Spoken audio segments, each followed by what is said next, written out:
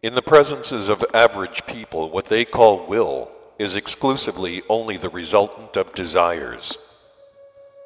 Real will is a sign of a very high degree of being in comparison with the being of an ordinary man. But only those people who possess such being can do.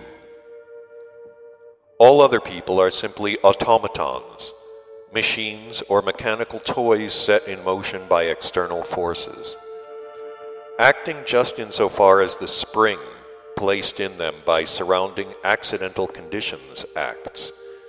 And this spring can neither be lengthened or shortened, nor changed in any way on its own initiative. And so, while admitting great possibilities in man, we deny him any value as an independent unit, as long as he remains such as he is at the present time. For the purpose of confirming the complete absence in the average man of any will whatsoever, I will add here a passage from another of Mr. Gurdjieff's personal lectures, in which the manifestations of this famous assumed will in man are picturesquely described. Addressing those present, Mr. Gurdjieff then said, "You have plenty of money, luxurious conditions of existence, and universal esteem and respect. At the head of your well-established concerns are people absolutely reliable and devoted to you. In a word, your life is a bed of roses. You dispose of your time as you please. You are a patron of the arts. You settle world questions over a cup of coffee. You are even interested in the development of the latent spiritual forces in man. You are not unfamiliar with the needs of the spirit, and are well versed in philosophical matters. You are well educated and widely read. Having a great deal of learning on all kinds of questions, you are reputed to be a clever man. Being at home in a variety of fields, you are a model of culture. All who know you regard you as a man of great will, and most of them even attribute all your advantages to the results of the manifestations of this will of yours. In short, from every point of view, you are fully deserving of imitation, and a man to be envied. In the morning you wake up under the impression of some oppressive dream. Your slightly depressed state, that dispersed on awakening, has nevertheless left its mark. A certain languidness and hesitancy in your movements.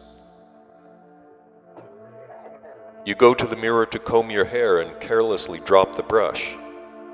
You have only just picked it up when you drop it again. You then pick it up with a shade of impatience, and in consequence you drop it a third time. You try to catch it as it is falling, but from an unlucky blow of your hand, the brush makes for the mirror. In vain you rush to save it. Crack! There is a star of cracks on that antique mirror of which you were so proud. Damn, devil take it! And you experience a need to vent your fresh annoyance on someone or other, and not finding the newspaper beside your morning coffee, the servant having forgotten to put it there, the cup of your patience overflows, and you decide that you cannot stand the fellow any longer in the house. It is time for you to go out. The weather being pleasant, and not having far to go, you decide to walk. Behind you glides your new automobile of the latest model. The bright sunshine somewhat calms you, and a crowd which has collected at the corner attracts your attention.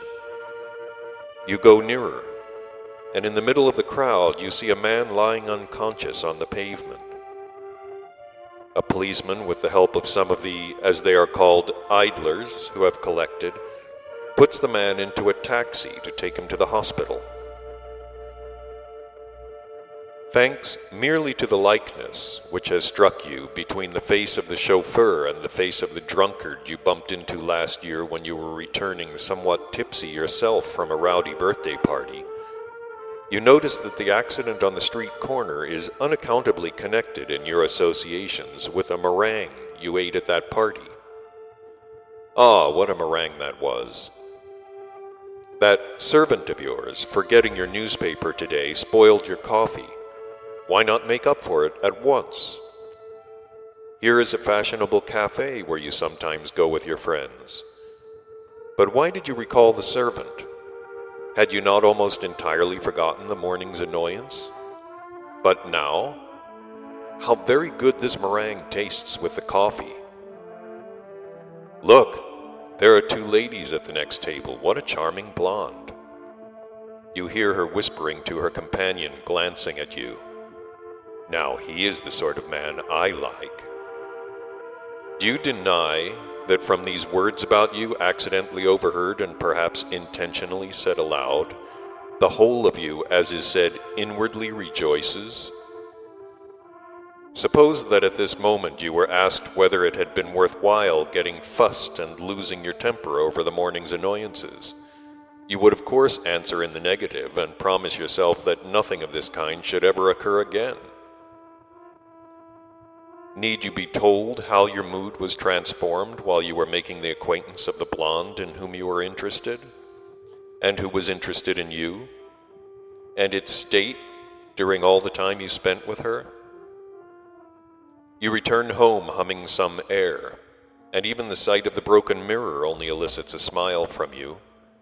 But how about the business on which you had gone out this morning? You only just remember it. Clever. Well, never mind, you can telephone.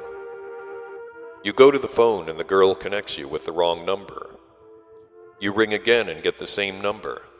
Some man informs you that you are bothering him.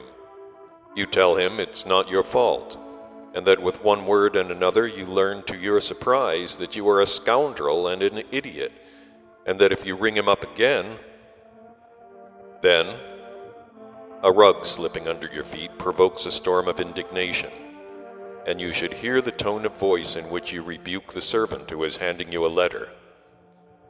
The letter is from a man you esteem and whose good opinion you highly value.